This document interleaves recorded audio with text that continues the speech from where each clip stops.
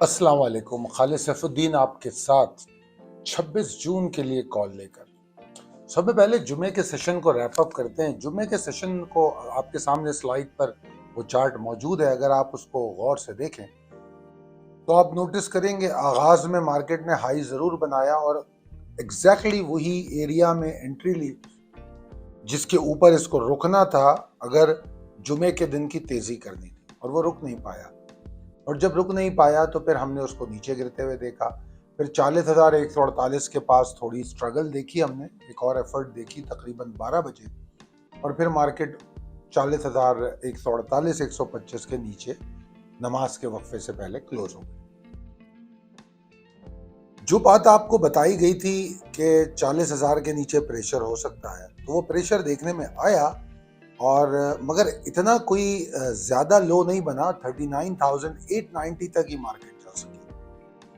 Volumes को अगर हम देखें तो वॉल्यूम्स की अहमियत पे मैं पिछले कई दिनों से ये बता रहा हूँ आपको कि वो प्रॉपर सेंटिमेंट रिफ्लेक्ट नहीं कर रहे। दो चीज़ें हैं, अगर पॉजिटिविटी से देखें तो इन्वेस्टर इस बात पे कन्विंस नहीं है कि यहाँ पे अपना माल बेच दें, और बिफोर ईद मेरे ख्याल में आने वाले दिन में 1-2 दिन तो बाकी हैं अभी, तो आने वाले हफ्ते में तो इन्वेस्टर में वो खौफ या फियर जो सेल ऑफ का होता है वो नजर नहीं आया।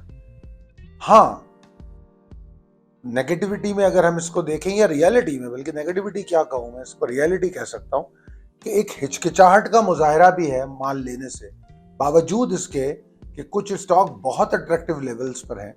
और ख़ास तौर पे जो जून पोर्टफोलियो के आप स्टॉक देख रहे हैं, आपको मिले हैं वो स्टॉक, तो वो तमाम लिस्टिंग जो है 25-26 स्टॉक्स की, मैं समझता हूँ वो बहुत अच्छा परफॉर्म कर रही है इन हालात में। ठीक है ना, वो बहुत ज़्यादा नीचे गए हैं और ना ही उसमें कोई बहुत बड़ा प्रेशर हम देख रहे हैं। बाइंग रेंज में कुछ स्टॉक अब आ गए और कुछ स्टॉक बाइंग रेंज में एंटर हुए हैं। तो बहरहाल मुझे कोई ऐसी चीज़ नज़र नहीं आई। हाँ, लैकलिस्टर लेथार्जिक सेंटिमेंट्स मार्केट में जरूर है। मार्केट का 40,000 के ऊपर क्लोज होना, और एक अहमियत की बात बताऊं आपको, नमाज से पहले और नमाज के बाद के सेशंस के जो वॉल्यूम का फर्क है वो मुझे एक उम्मीद और पॉजिटिविटी दिखा रहा है मार्केट में कि शायद मार्केट में कोई परफॉर्मेंस मंडे को नजर आए। अच्छा जनाब, glimpse of the last week पे चलते हैं। ये तो आप खुद पढ़ लेंगे, इस पे मैं क्या डिटेल में जाऊं। आगे चलते हैं। आपके सामने 2 अदद चार्ट हैं। अगर आप उन चार्ट्स को देखें तो वो चार्ट जो है उसमें foreign investor portfolio, daily chart और वीकली चार्ट दिया हुआ है। तो ये तमाम चीज़ें आपको रोज़ हर हफ्ते दिखाई जाती है मंडे की कॉल में, और उसका रीज़न ये होता है कि सारे नंबर्स फिगर्स आपके पास हो। लास्ट वीक की कॉल में इन्वेस्टर्स को खास तौर पे ये कहा गया था कि मजीद सेलिंग प्रेशर की तवक्को की जानी चाहिए और शॉर्ट टर्म ट्रेडिंग आप बिल्कुल नहीं करेंगे। और अगर 41,277 के नीचे मार्केट ट्रेड करती है तो मार्केट में प्रेशर रहेगा, और इंडेक्स 1236 पॉइंट के नुकसान के साथ इस हफ्ते में क्लोज हुआ है। तकरीबन 3% गिरावट बनती है, जो अच्छी खासी है। 3% इंडेक्स में गिरावट हुई है इस जो ये हफ्ता क्लोज हुआ है।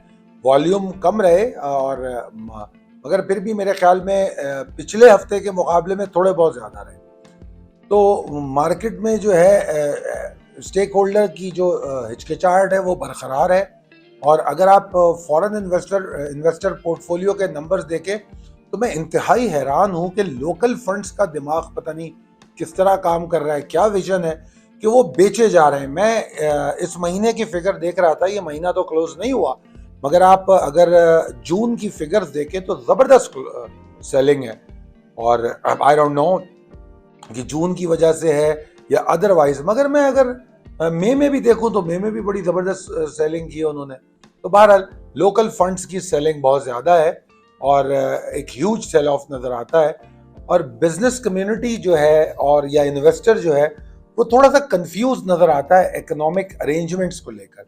जो माशी सूरत हाल है उसको लेकर थोड़ा सा कंफ्यूज नजर आता है। उसकी वजह मेरे ख्याल में मौजूदा हुकूमत की माशी पॉलिसियां या माशी पॉलिसियों का ना होना कहना ज्यादा मुनासिब होगा।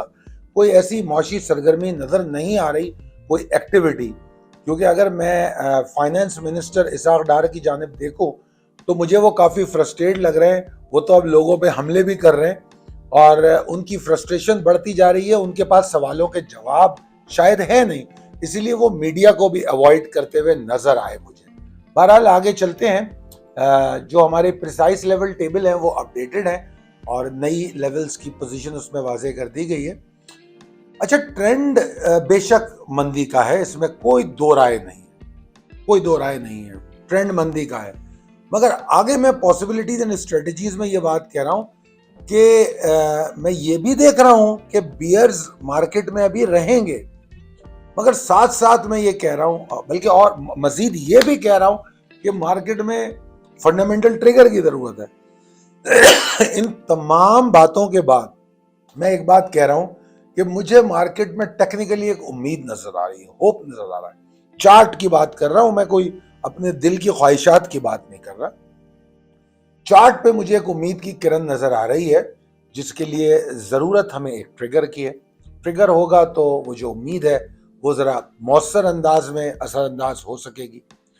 तो मुझे ऐसा लगता है कि जो मौजूदा स्लाइड है इसका फायदा उठाना चाहिए, यानी कि इंडेक्स जहां पर है या अगर यहां से कुछ और नीचे जाए, जिसकी मैंने मैक्सिमम रेंज एक बताई है इसमें, तो हमें इसका पूरा फायदा उठाना चाहिए और जून पोर्टफोलियो में बाइंग करनी चाहिए लाजमी तौर पे, ऐसा लगता है। तो और मुझे बड़ी हद तक इस बात पे भी यकीन है कि शायद फ्रेश बाइंग हमें देखने को मिले, एन मुमकिन है। तो लेट्स सी, देखते हैं क्या होता है। अच्छा, मैं जिस तरह मैंने आपको बताया कि कौन सी जगह है जहां तक मार्केट जा सकती है। देखिए, इस वक्त अगर जो मार्केट में तो मंदी है, तो मंदी इस मार्केट को कहां तक ले जा सकती है, तो ज्यादा से ज्यादा जो सपोर्टिंग एरिया है इसका 39,300 तक का नजर आता है कि यहां से मार्केट को सपोर्ट मिल जाएगी। इसके अराउंड या इससे पहले अगर कोई वॉल्यूम्स के साथ सेल ऑफ आ गया तो शार्प लो बन सकता है। अगर वो शार्प लो बनेगा तो वो मेरे लिए अहम नहीं होगा अगर उसी दिन या उसके अगले दिन वो रिकवर करके क्लोजिंग दे दे, उसी दिन या उसके अगले दिन। कई दफा ऐसा होता है एंड में सेल ऑफ होता है तो रिकवरी नहीं आ पाती, तो उसके अगले दिन वो रिकवरी आ जाती है। तो नीचे जाना फिर वहां से फ्रेश वॉल्यूम्स का आना, ये इसकी बड़ी हद तक चांसेस है। तो चूंकि ये पूरा एरिया, क्योंकि अगर मौजूदा क्लोजिंग देखें आप तो 40,000 के पास है और मैं 39,300 तक बात कर रहा हूँ, तो 700 पॉइंट का फर्क है ये। तो इस पूरे 700 पॉइंट में मुझे सिर्फ बाइंग नजर आ रही है और फ्रेश वॉल्यूम भी नजर आ रहा है। मुझे जो मार्केट में परेशानी होगी वो 39,300 के नीचे होगी। अच्छा, वो परेशानी कैसी होगी? वो परेशानी ऐसी होगी कि फिर मार्केट को रिकवर करने में टाइम लगेगा। मेरी जो लॉन्ग टर्म बाइंग है वो उस वक्त भी नहीं रुकेगी, क्योंकि स्प्लिट बाइंग कर रहे हैं हम और हम टारगेटेड बाइंग कर रहे हैं, एक्यूमुलेशन कर रहे हैं। तो इंडेक्स और स्टॉक प्रेशर को देख के की जाती है। अगर फर्ज कीजिए कि 39,300 के ऊपर सर्वाइव नहीं कर पाती तो फिर मार्केट की रिकवरी में टाइम लगेगा। जैसे कि मैं अगस्त में मार्केट को बेहतर देखता हूं, तो शायद अगस्त में मार्केट बेहतर ना हो, एक महीना और आगे चले जाए। मतलब अगस्त में मार्केट तो इंशाल्लाह बेहतर हो जाएगी, मगर अगस्त में मैं अपने जो जून पोर्टफोलियो है उसके टारगेट्स अचीव होते हुए देख रहा हूं, ठीक है ना। तो अगर मार्केट 39,300 के नीचे चली जाएगी तो फिर जून पोर्टफोलियो का टारगेट 1 से 1.5 महीना आगे जाएगा। ये मकसद है समझाने का। तो बहरहाल मुझे तो फिल वक्त ऐसा नजर आ रहा है कि मार्केट जो है सपोर्ट ले लेगी और मार्केट ऊपर आएगी बावजूद इस मंदी के। शॉर्ट टर्म ट्रेडिंग का मशवरा अभी भी नहीं दे रहा, बिल्कुल भी नहीं दे रहा कि मैं आपसे ये कहूं तेजी है चलो सुबह सुबह माल खरीद लो। No no no no no, intraday trade का तो मशवरा ही नहीं दे रहा। कितने दिन हो गए, इंट्राडे की तो कॉल्स भी नहीं दे रहा। मैं बार बार समझा रहा हूं कि अगर आपको शॉर्ट टर्म या इंट्राडे ट्रेड करनी है तो गोल्ड में करें, क्रूड में करें, S&P 500 में करें, नैस्डैक में करें, यूरो USD में करें। पाकिस्तान मर्केंटाइल एक्सचेंज आपको ये तमाम सर्विसेज दे रहा है, वहां करें यार। जबरदस्ती की इंट्राडे मत करें स्टॉक एक्सचेंज में। PSX में आप सिर्फ पैसा डुबो देंगे अगर आप अभी शॉर्ट टर्म ट्रेड करेंगे। एनीवेज, आगे चलते हैं। तो 39,300 के नीचे एक नया डिजास्टर होगा और फिर मार्केट रिकवरी में टाइम लेगी, ठीक है। अगर अभी मुझसे पूछें आपके तेजी कहां से आपको नजर आती है या अच्छा इंडेक्स कहां से, इंडेक्स में ताकत कहां से आने लगेगी? तो मेरे दोस्तों 40,431 463 कम से कम लेवल है, कम से कम लेवल है। इंडेक्स इसके ऊपर जाके रुके और अगर यहां से देखो तो 400 पॉइंट बनते हैं, तो 400 पॉइंट की तेजी मंडे को होना जरूरी नहीं है, मुश्किल है, जैसे वॉल्यूम और सिचुएशन चल रही है। मगर अगर ईद से पहले 2 दिन है हमारे पास, अगर ईद से पहले के जो 2 दिन है उन दोनों दिन में मिला के हम इसके ऊपर क्लोजिंग ले ले ईद से पहले की, तो आई गेस ईद के बाद एक्साइटमेंट हो सकती है, एन मुमकिन है। तो बहरहाल 40,431 463 का हमारा मिनिमम लेवल है और अगर ऐसा हो गया तो मार्केट फिर सॉरी माफी चाहता हूं, 41,100 से 41,300 एरिया को टारगेट करेगी। ये हमारा टारगेट होगा। अब आई डोंट नो ये आने वाले हफ्ते में हो जाए या ईद के बाद हो, जरूरी 40,463 के ऊपर रुकना, फिर वो टारगेट स्टैब्लिश होता है और जो जहां पे इंडेक्स खड़ा है वहां से नीचे तक शार्प लॉस का फायदा उठाना, टारगेट एक्यूमुलेशन करना, ये आपका काम है। उम्मीद करता हूं कि आप कॉलों को समझ के उस पर अमल कर रहे होंगे। अल्लाह ताला आपको बहुत कामयाबी दे, सेहतमंद रखे और बेहतरीन खरीदारी कीजिए अपने कुर्बानी के जानवरों की। अल्लाह ताला आपकी कुर्बानी को कबूल करे, आप लोगों को सेहतमंद रखे।